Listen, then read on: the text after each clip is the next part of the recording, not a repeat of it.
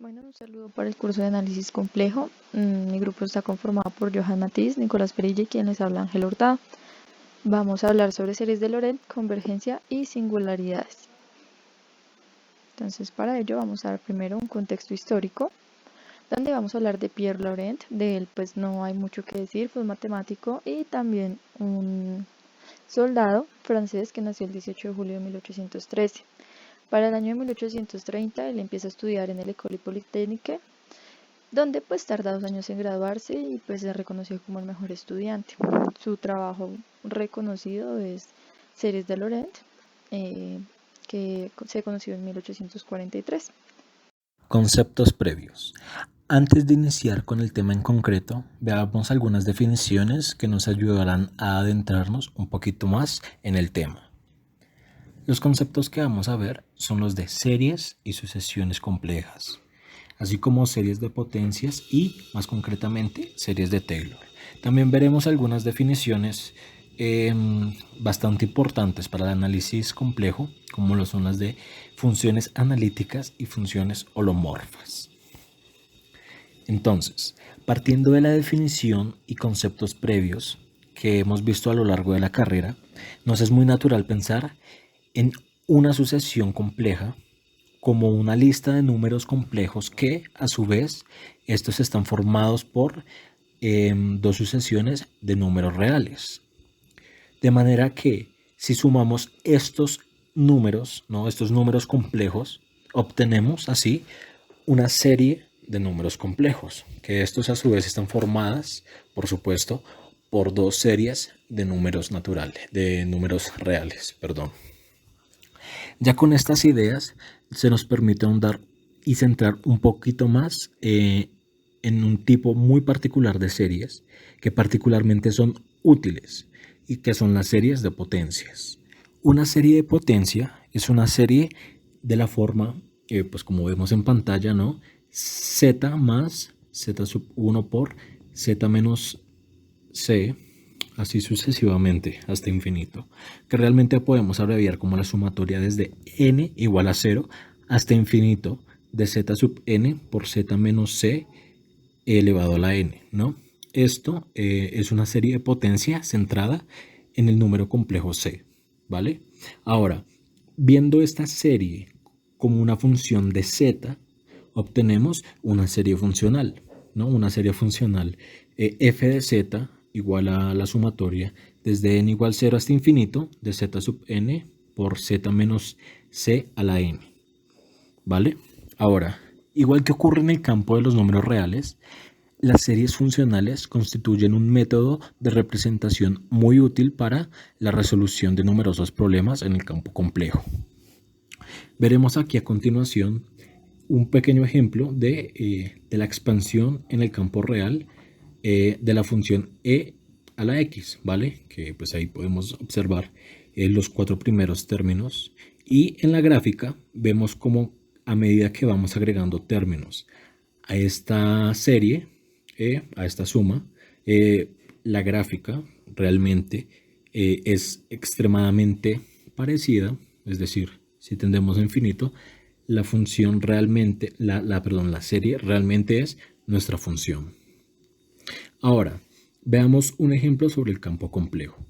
Seas f de z igual a z sobre z más 1 por z menos i, ¿vale? Entonces aquí obtenemos lo siguiente, y es que si centramos nuestra función, nuestra serie en c igual a 2, podemos generar dos radios diferentes, ¿vale? Todos estos radios pues van a ser la distancia que hay del centro a cada una de las singularidades que se nos presenta. En el caso particular de las series de Taylor, podemos observar que no cogemos un número al azar, ¿vale? Un centro al azar, en este caso c igual a 2, sino que priorizamos el estudio de estas series alrededor precisamente de estas singularidades, ¿no? Que en este caso serían i y menos 1. Ahora, vamos un poquito pues veamos cuáles serían las nociones para fines pues, de este proyecto de funciones holomorfa y funciones analíticas. Entonces, nosotros podemos intuir que una función holomorfa realmente es una generalización de una función analítica, ¿no? Las cuales me dicen que una función es analítica en un punto si esta es diferenciable en este punto, ¿vale? Y es la función analítica si es, pues, es diferenciable en todo su dominio. De manera más general, nosotros podemos decir que una función holomorfa es una función que no solo es analítica en el punto en concreto, sino que también lo es en un entorno alrededor de este punto. La frase holomorfa en un punto A significa no solo diferenciable en A, sino diferenciable en un disco abierto centrado en A en el plano complejo.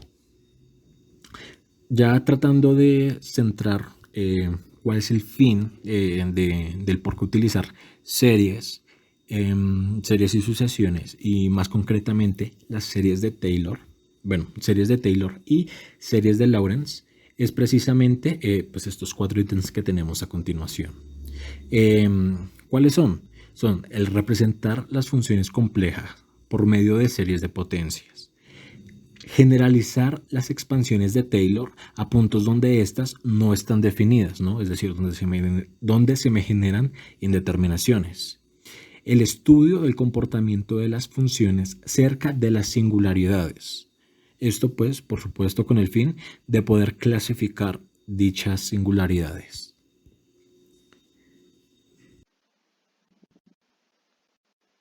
Ahora hablaremos de series de Lorentz.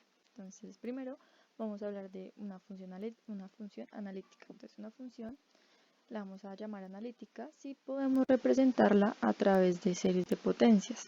Entonces, vamos a poderlas expresar de esta forma de acá. Bien, entonces vamos a hablar del teorema de expansión de Lorentz. Vamos a ver que pues necesitamos una función analítica, definir una región de esta manera, donde pues ya más adelante les mostraré el gráfico, cuya región va a estar centrada en un punto z sub 0 y vamos a tener una curva gamma cerrada simple orientada positivamente alrededor también de este punto z sub 0 y que va a estar contenida en esta región. Entonces, para todo z que está en la región vamos a poder escribir esta función f de la siguiente manera, como la que tenemos aquí, donde específicamente a sub n y b sub n van a ser de esta manera. Bien, entonces acá es lo que les decía. Tenemos una región que vamos a llamar en este caso dona. Tenemos una donita, donde vemos que efectivamente está centrada en el punto z sub 0, donde tenemos nuestra gama dentro de nuestra región. Entonces, este es como el grafiquito para entender o lo que da a entender el teorema de Lorentz. Bien, vamos a encontrar que en esta forma de expresar a f tenemos dos partes, la parte regular y la parte principal, donde la parte regular es la suma de todos los a sub n por z menos z sub 0 a la n, y la parte principal es toda esta suma de acá. Bien, entonces vamos a ver como unas particularidades cuando jugamos con esta región, con esta dona. Vamos a ver qué pasa. Entonces, en cuanto a la convergencia, vamos a ver que nuestra serie, la serie de Lorentz, va a converger a la función f analítica cuando, pues bueno, nuestra función es analítica en la región que tenemos. Entonces, juguemos un poco con la región. Si z menos z sub 0 es menor que R2, o sea, nuestro radio 2 que habíamos definido antes, que es el de afuera, vamos a ver que B sub n va a ser de esta forma. Entonces sabemos que f es analítica, el producto de estas dos va a ser analítica y por el teorema de Cauchy esto va a ser 0. Entonces, ¿qué nos va a quedar? Nos va a quedar los a sub n. Pero primero recordemos la fórmula generalizada de Cauchy, que podemos expresarla como esta parte de acá. Pero esta parte de acá es como definimos los a sub n, ¿verdad? Entonces, pues, nos va a quedar esta expresión de acá. De manera que pues esta primera parte es lo que conocemos como la expansión de Taylor, donde pues para cada punto z que tenemos en este disco, en este caso lo que llamamos nosotros dona, vamos a encontrar esta representación, donde pues efectivamente vemos que sí, tenemos una expansión de Taylor. Ahora, tenemos otra particularidad dentro de esta, y es que si z sub 0 es igual a 0, vamos a denominar esto como expansión de Maclaurin. Entonces, vemos que la expansión de Maclaurin está de esta manera. Entonces, pues si nosotros tomamos nuestra función con las especificaciones que dimos en el teorema de Taylor y estudiamos para z más z sub 0, nosotros sabemos que pues si f es analítica en z, también lo va a hacer para la función compuesta z más z sub 0, pues cuando aplicamos como la norma va a seguir funcionando, va a seguir siendo menor que el radio que tenemos, en este caso R2, va a seguir funcionando, entonces podemos expresarlo de esta manera. Entonces efectivamente tendríamos una expansión de Maclaurin. Bien, tenemos otra particularidad al jugar con nuestra dona, y es que si tomamos la región entre 0 y el radio de afuera, y es analítica en todos los puntos menos en z sub 0, vamos a tomar un R1 como un valor cualquiera, y la representación de Laurent va a seguir siendo válida.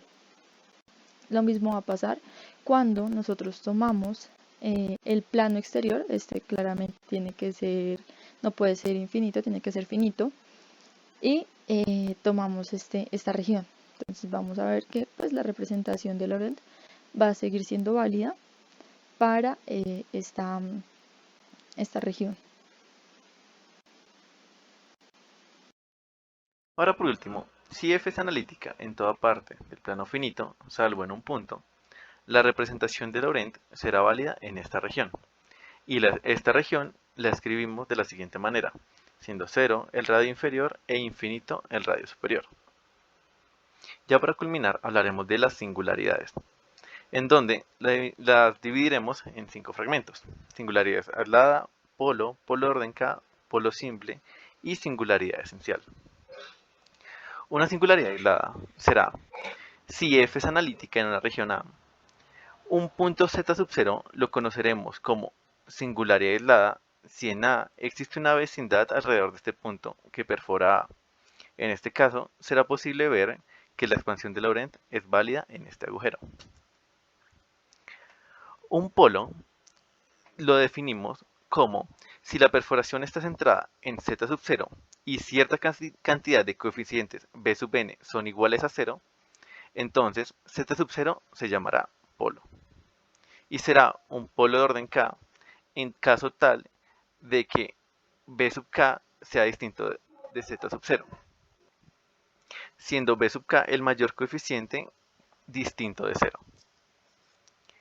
Por otro lado, un polo simple será el caso en que la perforación esté centrada en z sub 0 y z sub 0 sea un polo de primer orden. Así se llamará polo simple. Una singularidad esencial, para culminar, es la cual un número infinito de coeficientes b sub k es distinto de 0. A este caso lo llamamos singularidad esencial. La bibliografía es Principios de análisis matemático de Rudin, Variable compleja y aplicaciones de Churchill, Análisis básico de variable compleja de Hoffman.